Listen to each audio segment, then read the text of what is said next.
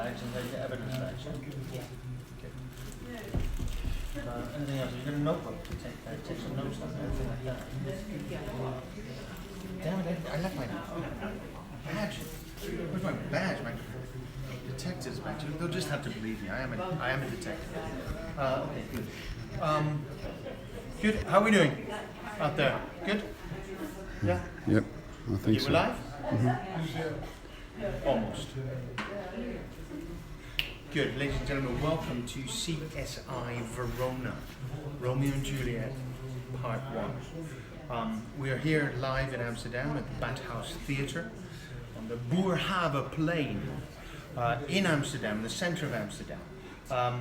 Here we are in the theatre, except actually this theatre is actually Verona property, is it not? We're in Verona right now. We're close to the graveyard. We've got the everything set up to be performing. The donuts are about to be distributed. Should we distribute the donuts out to the assistant constabulary over there? Yeah? We've not got large amounts of constabulary with us tonight, but hopefully you're here. So bear with us a few minutes. It's a crime scene. There's a lot going on. They're just taping everything off at the moment, so thanks very much for that. Welcome, wherever you're tuning in from. Welcome. It's nice to be here. Nice that you're here. My name's Detective Sutton. This is Detective Sutton Smit, and you can call me Will, and you can call her Detective Sutton Smit. I think is SMIT Smit. There we are. So donuts here. Do you need anything? You need one? No, I'm okay for now. Should we get this investigation on the road? Yeah. Where's Yeah? the watchman? I don't know. Where's the watchman? Is the watchman around? Anybody? Is the watchman here? Ah.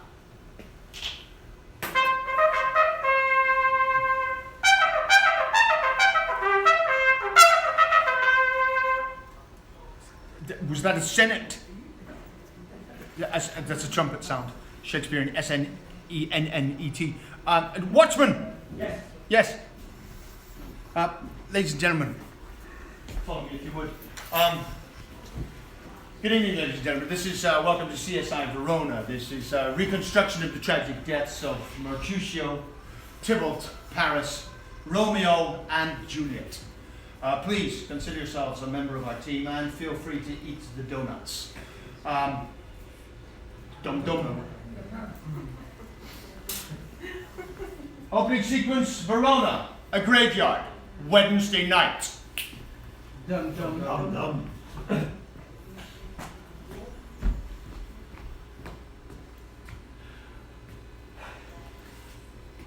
The ground is bloody. Search about the churchyard. Go, some of you, whoever you find, detach. Pitiful sight. Here lies the county slain, and Juliet bleeding. Warm and newly dead, who here hath lain these 2 days buried. Go, tell the prince. Run to the Capulets. Raise up the Montagues. Some others, search. We see the ground whereon these woes do lie. But the true ground of all these piteous woes we cannot without circumstance descry.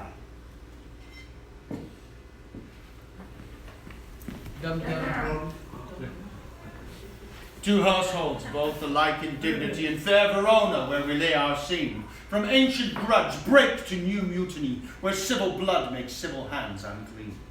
From forth the fatal loins of these two foes, a pair of star-crossed lovers take their life, whose misadventured piteous overthrows do with their death bury their parents' strife. The fearful passage of their death-marked love, and the continuance of their parents' rage, which but their children's end naught could remove, is now the 2 hours traffic of our stage, the which, if you with patient ears attend what here shall miss, our toil shall strive to mend. So we're going to solve this case in 2 hours? Look, let's get to work, okay? It looks like we've got 3 fresh bodies. One outside of the tomb looks like County Paris. And the prince loses another relative within a week to violence. Too fresh inside. The girl looks bloody. No, this other body must be the Tybalt Capulet who was killed on Monday. Why? What, you don't keep up with social media, do you? No, I'm not on Facebook. I hate it. Need to cast now for this scene. Verona City Square, we need a Tybalt. We need a Romeo. We need a Mercutio. Benvolio. We're going to look at, watching and listening, is you. What's happening? The Montague Capulet feud has taken a wrong turn when Mercutio, the prince's kinsman, gets killed. What? Who were you? Tybalt. You were Tybalt, sorry. Mercutio, yeah, when Mercutio, the prince's kinsman, gets killed. Romeo Montague then kills Tybalt Capulet. Let's see it. Plenty of swords and a dagger. You're going to need props. Come, join us. Swords. Here's the Mercutio. dagger. Who needs the Tybalt. Hi. Hi, Romeo. Romeo needs Romeo, the quick. dagger, I think. Romeo, you need the dagger. Yes, there we are. Ready? Here we go. Yeah. Monday afternoon, flashback. Dum dum. I am for you. You. Who was it? You. Yeah, him.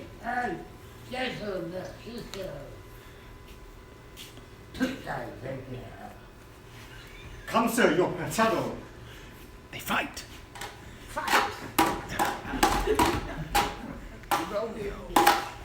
All unrehearsed.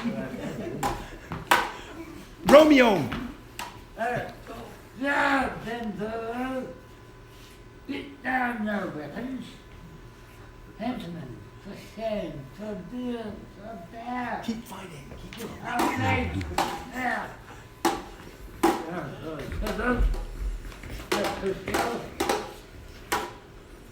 The prince, especially, has forbidden standing in the Verona Street. Oh, Michael. Good Mercutio.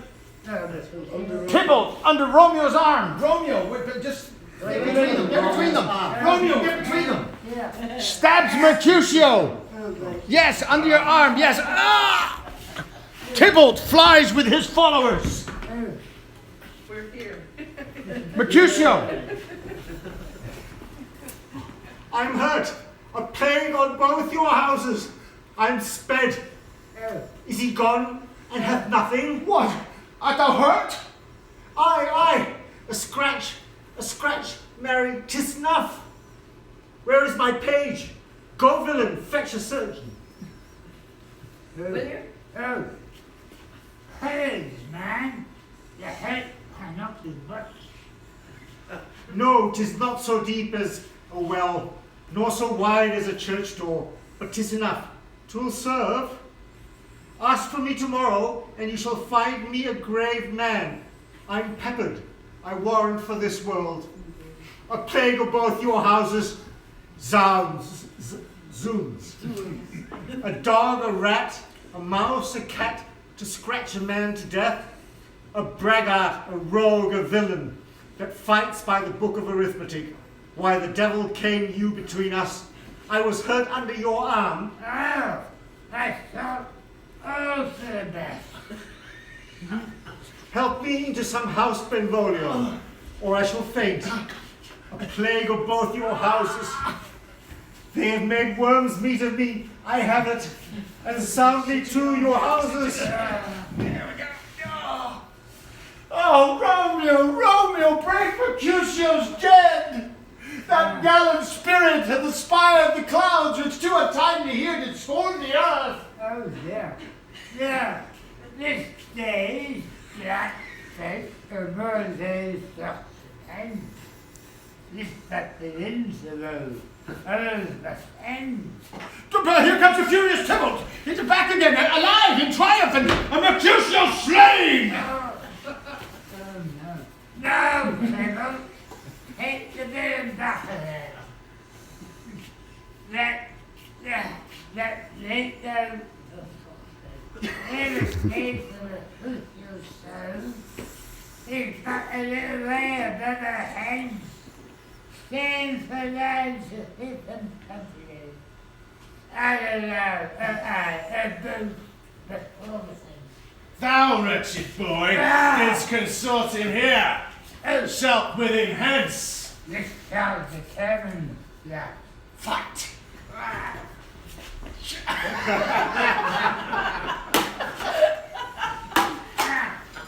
Stab him, stab him, stab him.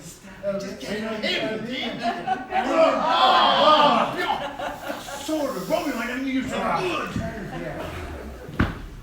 Romeo, away, be gone! The citizens are up and Tybalt slain. Stand not amazed, the prince will doom thee to death.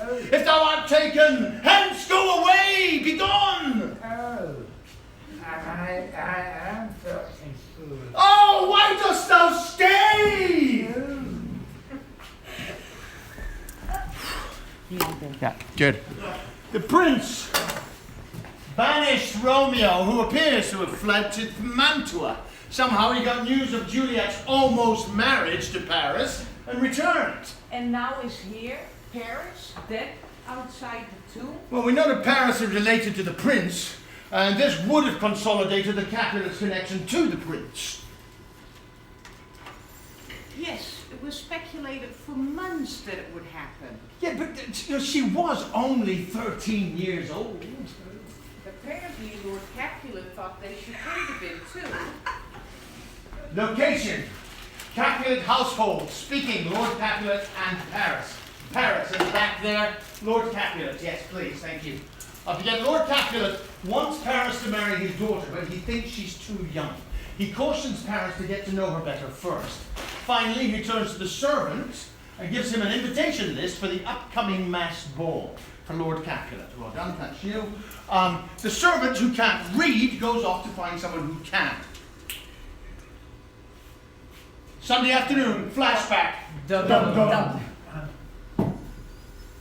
But Montego is bound as well as I, in penalty alike, and this not hard, I think, for men so old as we to keep the peace.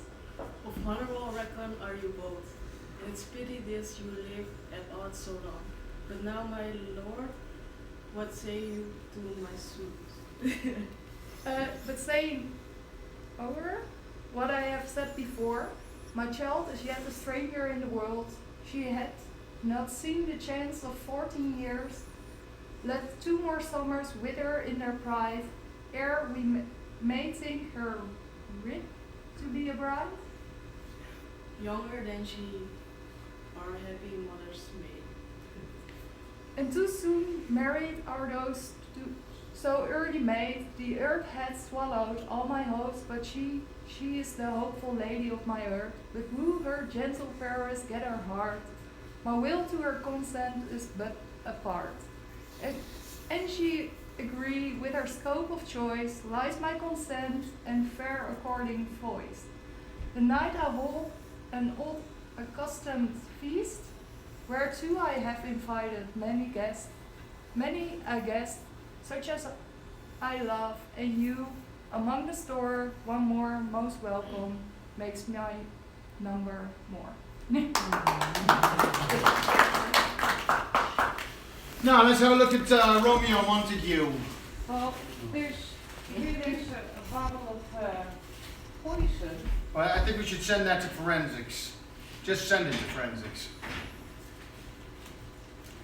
I thought Romeo was banished for Tybalt. So you do read the glossies. Talk to the man. Is that not, how far did we get with that public brawl that set off this chain of events? Well, there were enough witnesses. It's more a question of who didn't see it. So what do these 2 crews look like anyway? So the Capulet crew is totally unorganized and headed up by Tybalt. And a whole slew of servants like Samson and Gregory.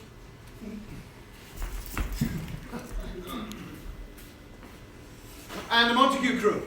Well, there's Romeo, but he wasn't there. Yeah, well, how about his friend Mercutio, the kinman to Prince Aeschylus, who we now know was killed in a fight that killed Tybalt on Monday afternoon?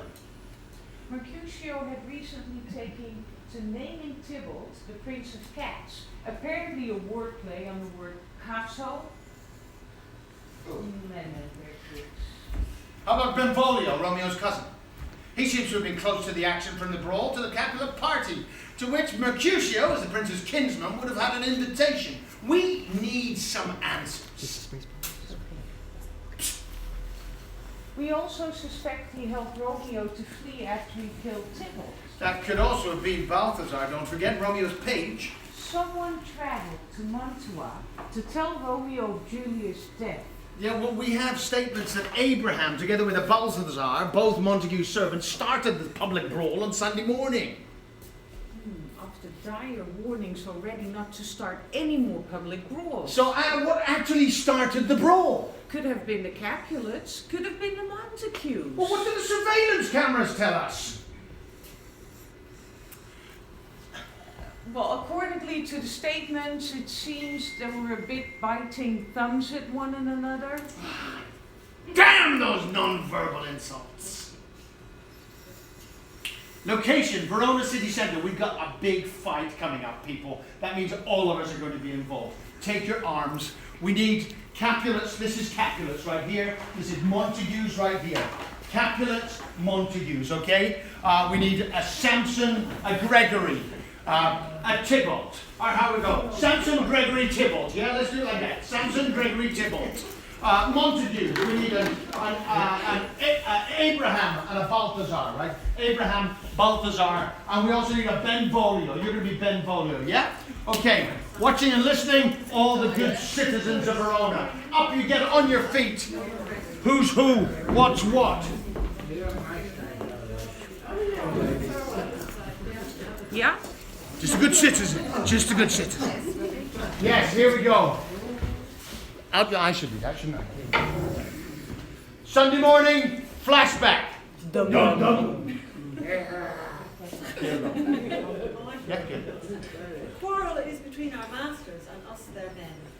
'Tis all one. I will show myself a tyrant. When I have come forth with the men, I will be cruel with the maids and cut off their heads. The heads of the maids. Aye, the heads of the maids, of their maiden heads. Take this in what sense thou wilt. I must make it in the sense that feeleth.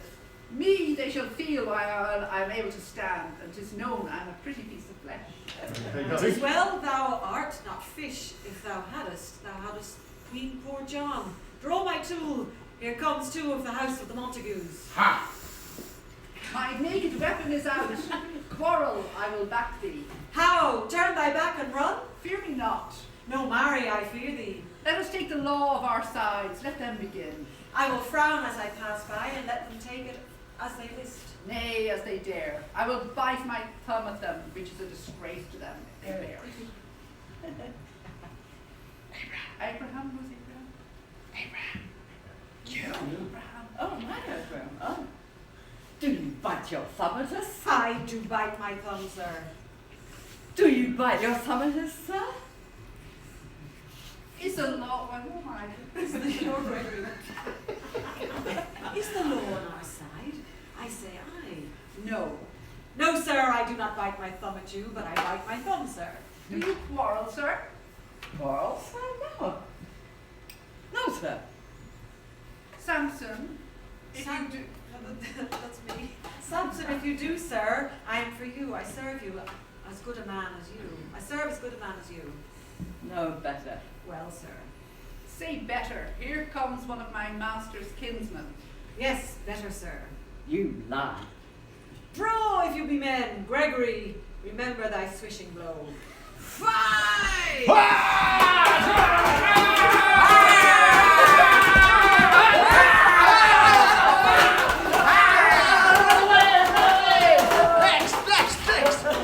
And to Benvolio. No, back. Benvolio. Yes, Part fools! Put up thy swords! You don't know what you do! Come on! What art thou drawn among these heartless hinds? Turn thee, Benvolio, look upon thy death! I do but keep the peace. Put up thy sword! Yeah, or manage it! Depart these men with me! What? Drawn? And talk of peace? I hate the word, as I hate hell, Montagues, and thee! What? I'm not me, coward!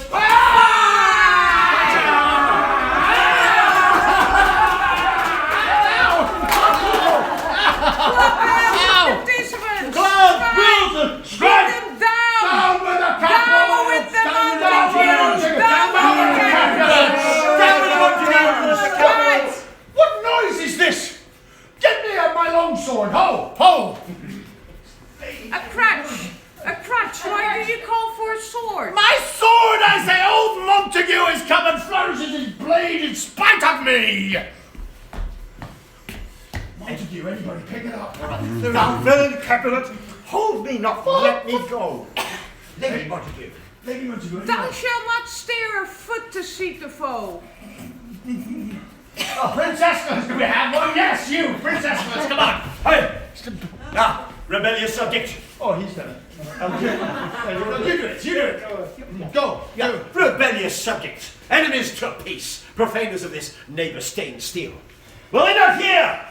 What ho, you men, you beasts, that quench the fire of your pernicious rage with purple fountains issuing from your veins on pain of torture. From those bloody vans, throw your mistempered weapons to the ground, and hear the sentence of your moved prince.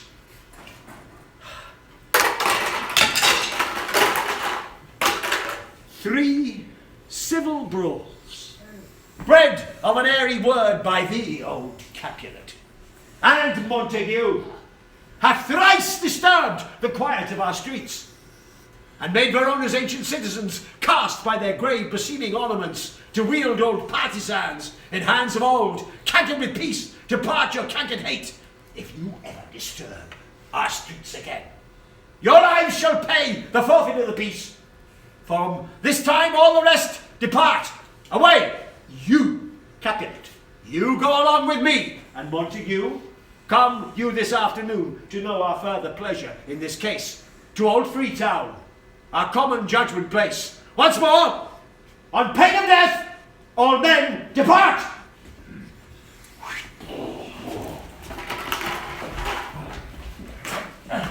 So, now, looks like our latest victim, Juliet Capulet. Who was supposed to be dead and buried?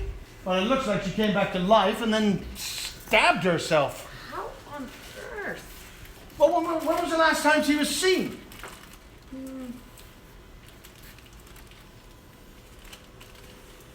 Well, they discovered her body on Tuesday evening. Did they? Juliet's bedroom in the Capulet household. We need a nurse, Lord Capulet, and Lady Capulet. Yes, perfect, well done.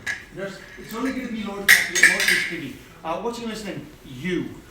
They discovered Juliet's seemingly dead body. There's a. I'm the nurse. I hardly You're going to be the nurse, you're not going to be fine. Lady Capulet, fantastic. Lord, you want to do a donut. Lord Capulet, would you stand up, please? There we go, sir. I'm hoping that this is the scene. Here we go. Tuesday evening, flashback. Dum dum. Nurse. Nurse. What? Dressed, and in your clothes, and down again. I must need wake you, lady, lady, lady. Alas, alas, help, help, my lady's dead. Oh, well a day that ever I was born. Some aquavitae, ho, my lord, my lady. What noise is here? Oh, lamentable day! What is the matter? No, look, look! Oh, heavy day! Oh me, my child, my only life! Revive, look up, or I will die with thee! Help, help, call help! For shame, bring Juliet forth. Her lord is come. She's dead, deceased. She's dead. Alack the day! Alack the day, she's dead, she's dead, she's dead. Ha! Let me see her out. Her out. Alas, she's cold. Her blood is settled. Her joints are stiff. Life and these lips have long been separated. Death lies on her like an untimely frost upon the sweetest flower of all the field. Oh, lamentable day! Oh, woeful time. Death, that hath taken her hence to make me wail, ties up my tongue and will not let me speak. Ah, Okay.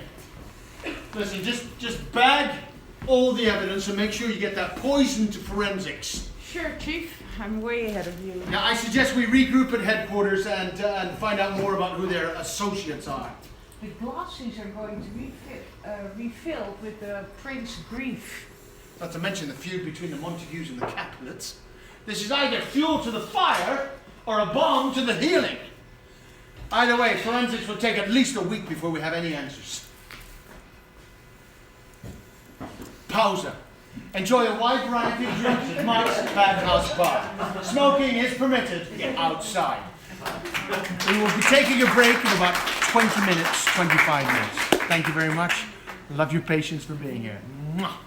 Okay, we're good. We're off. Good. Cameras are down.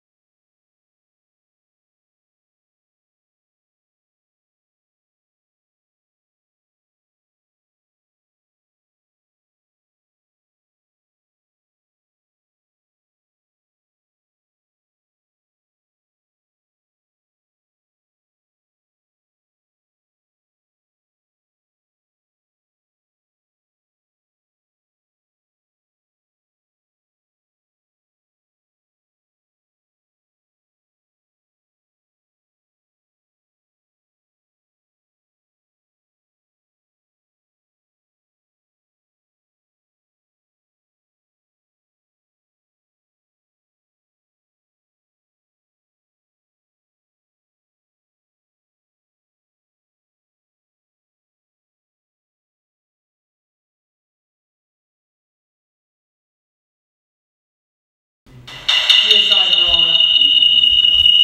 CSI Verona.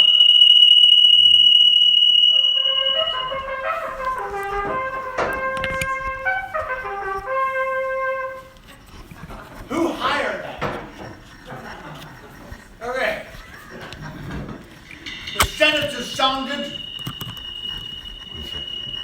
Is that? Are we close to the metro right here? Yeah. Sounded like the subway train. The elevator. Anyways, well, as you know, the Montagues and the Capulets have been feuding for generations. Everyone knows Verona's economy is based on their businesses, and their public theater is the battleground. Oh yes, control over the arena theater, Verona's biggest landmark. Built by the Romans and rarely empty to this day, it attracts thousands of visitors. It seats over 22,000 spectators, and despite the prince owning it, he lets the Montagues run the concessions, and the Capulets pull in the axe and the management. And take the box office admissions. Naturally, they both feel that if they had full control. Not to mention all their other interests. The Montagues have olive oil production. While Capulets have tomatoes and cheese production. Food for thought. Well, let's have a look at the Montague family. Lord Montague, Romeo's father, hates the Capulets and will one-up them at any chance. Seems his son has been very moodly recently. Typical adolescent stuff. Staying up all night. Locking himself in his room with the curtains closed during the day.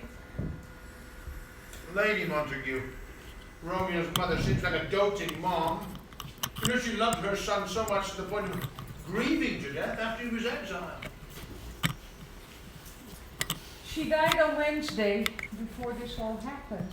I wonder if Romeo even knew that. Romeo Montague. Only son and heir to the family fortune, about 16 years old. Typical troubled teenager who loves the Petrarchan ideal of love. Oh, she's so beautiful, I can't have her. Who we suspect falls madly in love with. And is exiled, and somehow hears of her death, then suicides on her just as she's waking up. His timing sucks. You can say that again. His timing sucks. All right, I want everything we can find on this family, and let's zero in on Romeo. I want to know about his previous girlfriends. Maybe we've got a serial unrequited love puppy on our hands. Well, we've got a list of his crew. Let's focus on Benvolio. Bring him in for questioning. Cast list for scene, Verona City Centre, Lord Montague, Lady Montague, Benvolio. Benvolio, you can be Lord Montague. Benvolio. Oh, we need a Lady Montague. She doesn't so much. I don't think she says anything. Yeah, Lady Montague? Killing your chance for acting work right now. Doesn't matter. Here we go. Yeah? Sunday morning, after the street brawl, flashback. Dum dum. Oh, you say Oh, something? yeah. Oh, Romeo. Saw him today? Right, glad I'm here. He was not at this fray. Madam, an hour before this, the worship, the sun peered forth the golden window of the east, a troubled mind drave me to walk abroad, where underneath the grove of sycamore that westward rooteth from the city side. So early, walking, did I see your son. Towards him I made, but he was aware of me, and stole into the covert of the wood. I, measuring his affection by my own, the most are busy when they are most alone. Pursued my honor not pursuing his, and gladly shunned and gladly fled from me. Many a morning hath he there been to clouds more clouds with his deep sighs. But also soon, as the all cheering sun should in the furthest east begin to draw the shady curtains from Aurora's bed, away from the light steals home my heavy son, and private in his chamber pens himself, shuts up his windows, locks fair daylight out, and makes himself an artificial night. Ah, black and portentous must this humour prove, unless good counsel may the cause remove. My noble uncle, do you know the cause? I neither know it nor can learn of him. Verona City Centre, we need a Romeo and a Benvolio. Stick around. Romeo and Benvolio, what's happening? Benvolio is questioning Romeo about why he is so moody. Sunday morning, after the street fall. Is the day so young? But new struck nine. Ay me, sad hours seem long. Was it my father that went hence to so fast? It was. What sadness lengthens Romeo's hours? Not having that which having makes them short. In love. Out Of love? out of her favor, where I am in love. Alas, that love. Oh me, what fray there was here. Yet tell me now not, for I have heard it all. Here's much to do with hate, but more with love. Of nothing first create. Oh heavy lightness, serious vanity, misshapen chaos of well-seeming forms, feather of lead, bright smoke, cold fire, sick health, still waking sleep. That is why not what it is. This love feel I, that love feel no love in this. Dost thou not laugh? Thank you. Okay, Benvolio. Romeo was lovesick for, was it Juliet? Yes. Tell us how exactly does a month... Remember, this is a murder investigation. Location, Verona City Centre. We need another Romeo. Do another Romeo? Or you want to be the same role? Yeah, I like that role. Really lovely. It's a funny role. Anybody feel up to the funny role? Yeah. But we need a Capulet servant, and he's sent to deliver the party invitations, but he looks for somebody to read it for him, and then he asks, being a Capulet servant, he asks two Montagues. He doesn't know who they are. So here we go. That's the scene. Watching and listening, you. Sunday afternoon flashback. James, it's written here. It is written that the shoemaker should meddle with his yard, the tailor with his last, the fisher with his pencil, the painter with his nets. But I am sent to find those persons whose names are here writ, and can never find what names the writing person hath here writ. I must to the learned in good time. God, I pray. My misery. Perhaps you've learned it without book, but I pray, can you read anything you see? Aye, if I know the letters and the language. Oh, you say honestly, rest you merry. Stay fellow, I can read. Martino and his wife and daughters. County Anselme and his beautiful sister, beauteous sisters. The lady widow of Vitravio. Signor Placentio and his lovely nieces. Mercutio and his brother Valentine. Mine uncle Capulet, his wife and daughters. My fair niece Rosalind. Livia. Signor Valentio and his cousin Tybalt. Lucia and the lovely Helena. A fair assembly. Whither should they come? Up Whither? to supper, to our house. Whose house? My master's. Indeed, I should have asked you that before. No, I'll tell you without asking. My master is the great rich Capulet, and if you be not of the house of Montagues, I pray, come and crush a cup of wine. Rest you merry. At the same ancient feast of Capulets, supped the fair Rosaline, whom thou so lovest, with all that my beauties of Verona. Go thither, and with unattained eye, compare her face with some that I shall show, and I will make thee think thy swan a crow. When the devout religion of mine eye maintains such falsehood that I could never die, transparent heretics be burned for liars. One fairer than my love, the all-seeing sun, ne'er saw her match since first the world begun. Tut, you saw her fair, none else being by, herself poised with herself in either eye. But in them crystal scales let there be weight, your lady's love against some other maid. That I will show you shining at this feast, and she shall scant show what that now shows best. I'll go along. No such sight to be seen. So he loves Rosalind? Another Capulet? On Monday. Why did Tibble fight? And Mercutio, what's his role in this? Is this about Rosalind or Juliet? Location, Verona city centre. We need a Mercutio. Thank you. And a Benvolio. And a Romeo. Get up there, Romeo. We ain't giving up that easy. Watching and listening, you. Tybalt, what's happening? Tybalt, the cousin of Juliet, writes a letter challenging. And you come in just halfway through the first. Get up right now. You see your tube. Yeah? So here, I think Tybalt gives it to. I think we're going to give it to Benvolio. Let's see where it goes from here. Monday noon, flashback. Dum dum dum. Father's house.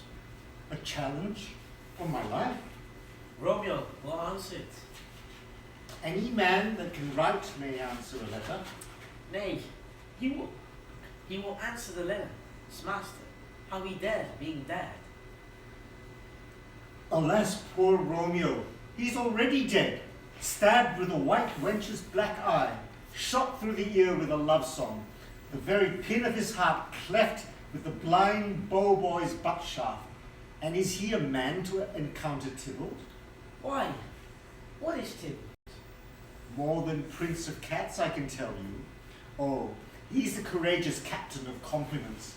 He fights as you sing prick song, keeps time, distance, and proportion, rests me his minion rest, 1, 2, and the third in your bosom, the very butcher of a silk button, a duelist, a gentleman of the very first house, of the first and second cause, the immortal Passado, the punto reverso.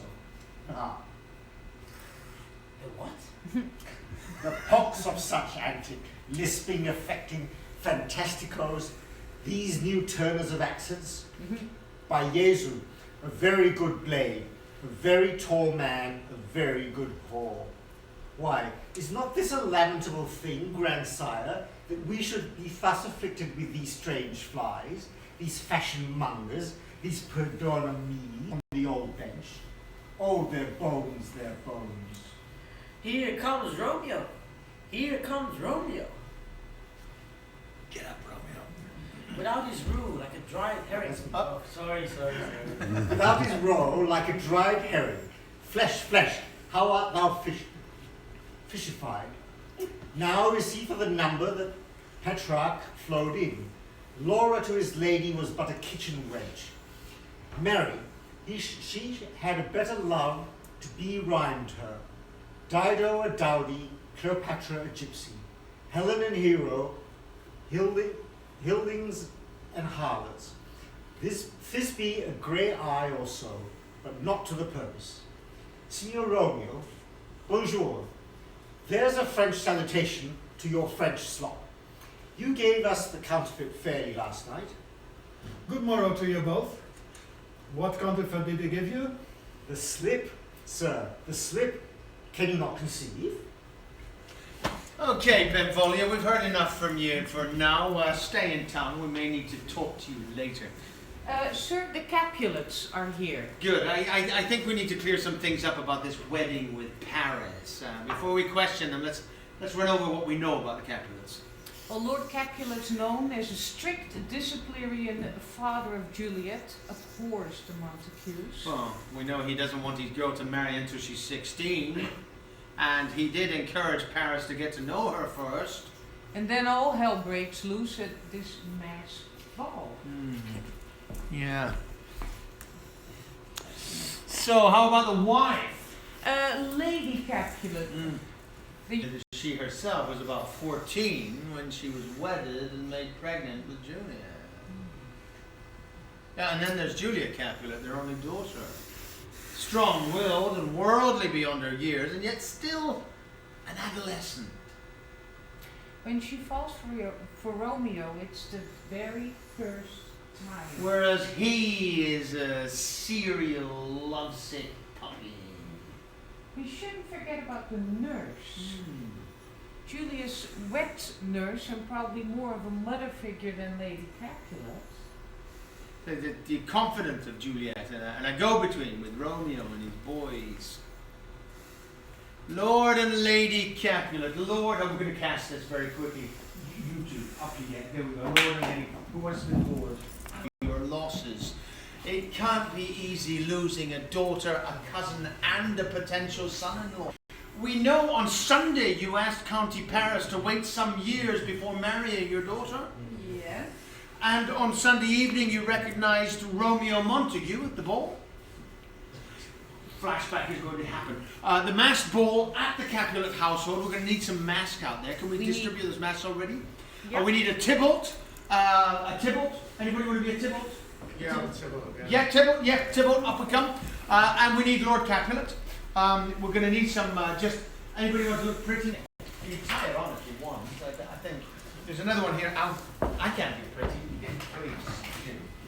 There we go. So watching and listening. You. What's happening? Tybalt, Juliet's hot-headed cousin, refuses, not wanting a fight at his party. Tybalt is not happy. Don't forget, look for your lights, people. Feel the lights. Sunday evening, flashback. Sunday evening, flashback. Don't. This, by his voice, should be a Montague. Fetch me my rapier, boy. What dares this slave come here there covered with an antic face to fleer and scorn at our solemnity? Now, by the stock and honour of my kin, 'tis strike him dead. I hold it not as sin. Why? How now, kinsman? Wherefore storm you so? Uncle, this is a Montague, our foe. A villain that is hither come in spite to scorn at our solemnity this night. Young Romeo, is it? 'Tis he, that villain Romeo. Content thee, gentle coz, let him alone. He bears him like a portly gentleman, and to say truth, Verona brags of him to be a virtuous and well-governed youth. I would not for the wealth of all the town here in my house do him a disparagement. Therefore, be patient, take no note of him.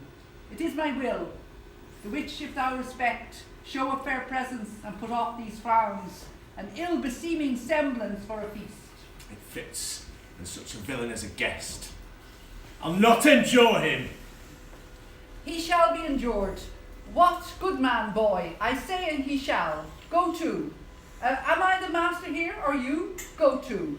You'll not endure him? God shall mend my soul. You'll make a mutiny among my guests.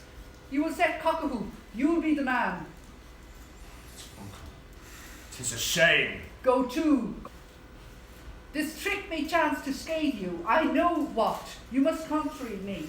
Marry, 'tis time. Well said, my hearts. You are a prince cox. Go. Be quiet, or more light, for shame. I'll make you quiet. What? Cheerly, my hearts. Patience perforce with wilful choler meeting makes my flesh tremble in their different greeting. I will withdraw, but this intrusion shall now seeming sweet, converts to bitter gall. So, it was on Monday in the late evening after Tybalt's unfortunate on the Thursday. Yes. And you told Paris that evening? Yes. According now, we have a room in Capulet's house. We'll say the room in Capulet's house, Lord Capulet, Lady Capulet, and Paris. We need a Paris. Anybody want to be a Paris? Paris over there in the back? Yes, thank you very much. Yes. Wonderfully well chosen. Thank you. Very good. What's happening? Lord Capulet is concerned that Tybalt's death might affect Juliet adversely, and he brings the marriage to Paris forward from 2 or 3 years from now to this Thursday. Monday night, late evening, flashback. Sir, Paris, I will make a desperate tender of my child's love. I think she will be ruled in all respects by me. Nay more, I doubt it not. Wife, go you to her ere you go to bed. Acquaint her here of my son Paris' love, and bid her, mark you me, on Wednesday next. But soft, what day is this? Monday, my lord. Monday, haha, well Wednesday is too soon. Oh, Thursday let it be, oh Thursday tell her. She shall be married to this noble earl. Will you be ready? Do you like this haste? We'll keep no great ado, a friend or two. For hark you, Tybalt being slain so late, it may be thought we held him carelessly, being our kinsman if we revel much. Therefore we'll have some 6 friends, and there an end. But what say you to Thursday? My lord, I would that Thursday were tomorrow. And you told your daughter the news on Tuesday morning. Yes. And how did she take the news? So now we're into Juliet's room. We need Lord Capulet. Juliet. We need a Juliet. Anybody? Juliet? Yes? Perfect. Well done. Juliet. Nurse. Where was Nurse? Can you be Nurse again? Yeah, you've got the costume there. Watching and listening. You. What's happening? Capulet is angry that his daughter won't marry Paris, and he threatens to cut her off if she doesn't. Maybe I'm going to move you over here so everybody can catch me in that beautiful. Why is it speaking? Get you in the light. Yes. There we go. As you do it, that way you've got the beautiful crown. You look fantastic. Tuesday early morning, flashback. Doom, doom. How, will she not? Doth she not give us thanks? Is she not proud? Doth she not count her blessed? Unworthy as she is that we have wrought so worthy a gentleman to be her bridegroom. Not proud you have, but thankful that you have. Proud can I never be of what I hate, but thankful even for hate, that is meant love. How now, chop logic, what is this? Proud, and I thank you, and I thank you not? And yet not proud, mistress minion, you? Thank me no thankings, nor proud me no proud, or I will drag thee on a hurdle thither. I'll do both. Yeah. Fifi, what? Are you mad? Good father, I beseech you on my patience but to speak a word. Hang thee, young baggage, disobedient wretch. I tell thee what, get thee to church o' Thursday, or never after look me in the face. Speak not, reply not, do not answer me. My fingers itch. Wife, we scarce thought us blessed that God had lent us but this only child. But now I see this one is one too much, and that we have a curse in having her. Out on her, Hilding. God in heaven bless her. You are to blame, my lord, to rate her so. And why, my lady wisdom, hold your tongue, good prudence, smatter with your gossips, go. I speak no treason. O God, ye good un. May one not speak? Peace, you mumbling fool, utter your gravity or a gossip's bowl, for here we need it not. You are too hot, my lord. God's bread, it makes me mad. Day, night, hour, tide, time, work, play, alone, in company, still my care hath been to have her matched. And having now provided a gentleman of noble parentage, of fair domain, youthful and nobly trained, stuffed, as they say, with honourable parts, proportioned as once thought would wish a man, and then to have a wretched, puling fool, a whining mammoth in her fortune's tender, to answer, I am not wed, I cannot love, I am too young, I pray you pardon me. But as you will not wed, I'll pardon you. Graze where you will, you shall not house with me.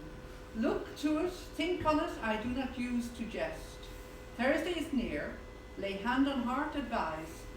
And you be mine, I'll give you to my friend. And you be not, hang, beg, starve, die in the streets. For by my soul I'll ne'er acknowledge thee, nor what is mine shall never do thee good.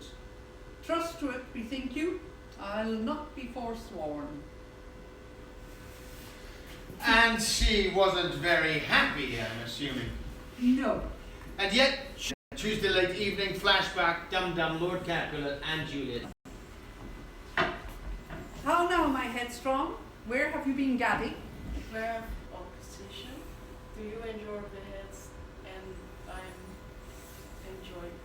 By holy Lawrence of all prostate here, and beg your pardon. Pardon, I beseech you. Henceforward I am ever ruled by you. Send for the county. Go tell him of this. I'll have this knot knit up tomorrow morning. Nurse, will you go with me into my closet to help me sort such needful ornaments as you think fit to furnish me tomorrow? No, not till Thursday. There is enough time. Go, nurse, go with her. We'll to church tomorrow. We shall be short in our provision till now near night. Tush, I will stir about, and all things shall be well, I warrant thee, wife. Go thou to Juliet, help to deck her up. I'll not to bed tonight, let me alone. I'll play the housewife for this once. Thank you, Lord and Lady Capulet, for your time. Once again, our condolences for your losses. Sir, this poison bottle we recovered from Juliet's room. It looks like the same bottle that we found on Romeo. Well, you better send that to the lab along with the dagger that we took from Juliet. But we'll have to wait for the autopsies on both. But so nurse and... Sir, we have a confession from Friar Lawrence. He's over at the public defender's office now with the prince spilling his guts. Looks like this thing will be resolved in court after all. We're going to need Friar Lawrence over there. We need a prince. Anyone? Prince? Would you, Prince? No? No? Okay. Prince, get up. Prince. So Prince and Friar Lawrence. Thursday. Seal up the mouth of outrage for a while, so we can clear these ambiguities, and know the spell of your woes, and lead you even to death. Meantime, forbear, and let mischance be slave to patience. Bring forth the parties of suspicion. I am greatest, able to do least, yet most suspecting, as the time and place doth make against me of this direful murder. And here I stand, both to impeach and purge, myself condemned and myself excused. Then say at once what thou dost know in this. I will be brief, for my short date of breath is not so long as is a tedious tale. Romeo, there dead, was husband to that Juliet, and she, there dead, that Romeo's faithful wife. I married them, and their stolen marriage day was Tybalt's doomsday, whose untimely death banished the new-made bridegroom from the city, for whom, and not for Tybalt, Juliet pined. You, to remove that siege of grief from her betrothed, and would have married her perforce to County Paris. And then comes she to me, and with wild looks bid me devise some mean to rid her from this second marriage, or in myself there would she kill herself. Then I gave her, so tutored by my art, a sleeping potion, which so effect as I intended, for it wrought on her the form of death. Meantime, I writ to Romeo that he should hither come as this dire night to help to take her from her borrowed grave, being the time, the potion's force. The letter, Friar John, was stayed by accident, and yesternight returned my letter back. Then, all alone, at the prefixed hour of her waking, came I to take her from her kindred's vault, meaning to keep her closely at my cell till I conveniently could send to Romeo. But when I came, some minute ere the time of her waking, her untimely lay the noble Paris and true Romeo dead. She wakes, and I entreated her come forth and bear this work of heaven with patience. But then a noise did scare me from the tomb, and she, too desperate, would not go with me, but as it seems, did violence on herself. All this I know, and to the marriage her nurse is privy, and if aught in this miscarried by my fault, let my old life be sacrificed some time, some hour before his time, under the rigour of severest law. Let this serve as a warning to first-time lovers. Thy lips are warm. This story is about Juliet's love, not Romeo's. Romeo's love was fickle.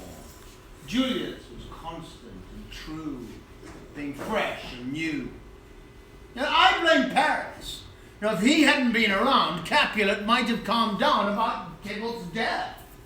Because, I mean, he didn't particularly like Tybalt anyway. I think he thought she was stopping his wife. Now, eventually he might have accepted Juliet's marriage to Romeo as legitimate. Though Romeo would have had one hell of a mother. Tragedy. The prince. A glooming peace this morning with it brings. The sun for sorrow will not show its head. Go hence to have more talk of these sad things. Some shall be pardoned, and some punished. For never was a story of more woe than this of Juliet and her Romeo.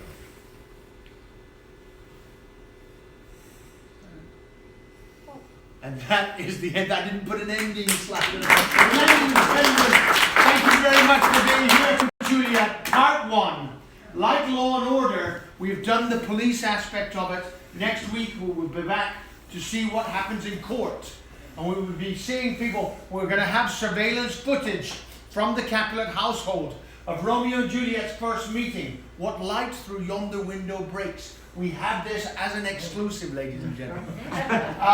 We will also see more about what the nurse's involvement was. How about that apothecary that gave Romeo the poison from Mantua? How about this Friar Lawrence? What was his role within all of this? For these questions and more, do come back next week. Tell your friends. You be here as well. We'll be live streaming it then. Ladies and gentlemen, thank you very much. Good night from CSI Verona.